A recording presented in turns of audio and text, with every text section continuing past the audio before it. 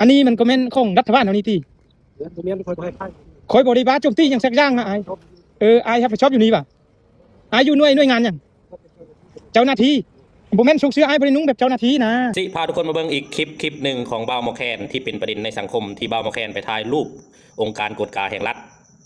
ซึ่งในองค์การกฎกาแห่งรัฐนั้นจะมีเจ้าหน้าที่คนหนึ่งที่ยืนอยู่หันบอกบ่าวหมอแคนว่าห้ามถ่ายแต่บ่าวหมอแคนก็ยังถ่ายอยู่เห็นให้คลิปนี้เป็นประเด็นและมีคนแชร์เป็นจำนวนลงหลายเป็นจังไดไปเบิ่งกันเลยทุกคน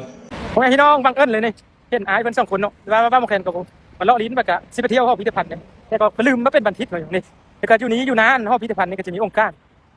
กฎกาแห่งรัฐผมพี่น้องว่ามาแข่งสิพายเบิ่งนี่ดิผมให้พี่น้องให้หรอกองค์การกฎกาแห่งรัฐผมให้พี่น้องดิก็คือเกี่ยวกับองค์การเกี่ยวกับกฎกาเกี่ยวกับพรรครัฐอีหยังก็บ่ฮู้แหละประมาณนั้นเลยว่ามาแข่งกับเข้าใจแล้วก็จะมีนี่ได้เห็นพี่น้ององค์การกฎกาแห่งรัฐตู้รับจดหมายตัวอย่างว่าคันท้าว่าเจ้าน่ะเจ้าหันมีเวียกอีหยังเนาะหรือว่าบ่เข้าใจอีหยังเกี่ยวกับมีความขัดข้องใจอีหยังก็ย่าเจ้าก็สามารถเขียนจดหมายมาแล้วก็มาป้อนเขานี้ของพี่น้องป้อนเขานี้แหละตู้นี้แหละของพี่น้องอันนี้มันคือหน้าที่ของมันดิแล้วมันก็จะมีคำควันอยู่ทางนอกของพี่น้องดิเห็นบ่คำนับรับตอนกล้องประชุมใหญ่ผู้แทนทั่วประเทศครั้งที่10ช่องของพรรคย่างชุดใจของพี่น้องอันนี้คืออยู่ทางน้าเพิ่นเขียนเพิ่นเขียนไว้จังซั่นเนาะแต่บ่เป็นหยังเขาก็มาเลาะดินเด้พี่น้อง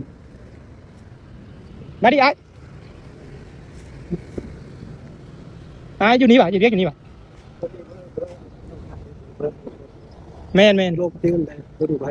แม่นเขาคันเฮาลงนี่มันเป็นจังได๋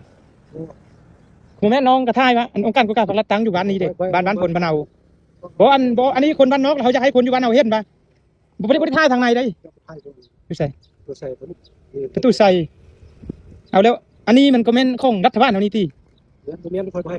คอยบริบาลโจมตีอย่างสักอย่างนะไอ้รับผิดชอบอยู่นี่ป่ะไอ้อยู่หน่วยงานยังเจ้าหน้าที่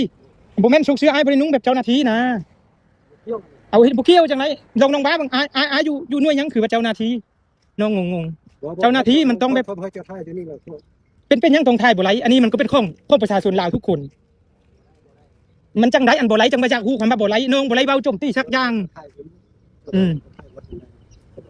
บอกคนย่างใกล้มันซื้อแล้วก็ถ่ายเบิ่งป่ะอันนี้องค์การกฎกาแห่งรัฐมันอยู่แห่งนี้เนาะมันบอกอยากให้บ้านเมืองเอาอยู่ทางนั้นเห็นอาคารตึกมันก็หลายชั้นมันบอกประมาณนี้นะมันบอกไอ้แบบบ่ไรเลยมันบอกเพราะว่าผู้ใหญ่ทางในเขาบอกให้ถ่ายมันบอกสร้างไอ้มาเนาะโอ้ขอบใจบ่เป็นยังชนะไอ้จะขอบใจเด้อ